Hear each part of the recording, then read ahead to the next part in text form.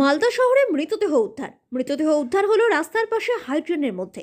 শনিবার বিকেলে এমনই ঘটনাকে কেন্দ্র করে জোর চাঞ্চল্য তৈরি হলো মালদা শহরের কৃষ্ণপল্লী সাবওয়ে সংলগ্ন এলাকায়।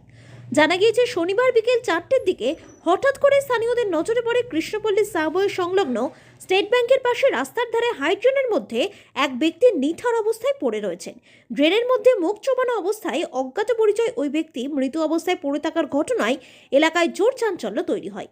খবর দেওয়া হয় ইংলিশ বাজার থানায়। খবর পেয়ে পুলিশ ঘটনাস্থলে পৌঁছায়। পরে মৃতদেহটি উদ্ধার করে ময়নাতদন্তে পাঠায়। পাশাপাশি তার মৃত্যুর কারণ খতিয়ে দেখতে পুলিশ তদন্ত শুরু করে বলে জানা গিয়েছে।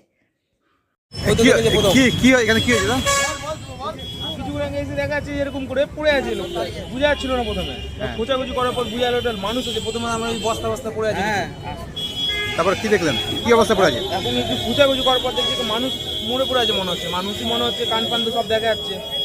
কোথায় পড়েছে এটা? কৃষ্ণপল্লী সাবে গেট একদম সামনে, ব্যাংকের স্টেট ব্যাংকের একদম সামনে কি এটা কোন জেনে হাইডেন। কতদিনের হবে কি মনে হচ্ছে? এটা মনে হচ্ছে কালকের হবে। না না ভাই, হয়নি 3-4 দিন, দেখ না কোনো কিছু হয়নি, কালকে হবে রাতে। মানে নাম পরিচয় পাওয়া গেছে? এখনো তো হয়নি, পুলিশকে ফোন করা হয়েছে, আসুক তারপর বুঝে যাবে। মুখই তো বুঝে যাচ্ছে না এখান থেকে। কি নাম আপনার? আনন্দ শুভঙ্কর। শুভঙ্কর কি? হ্যাঁ।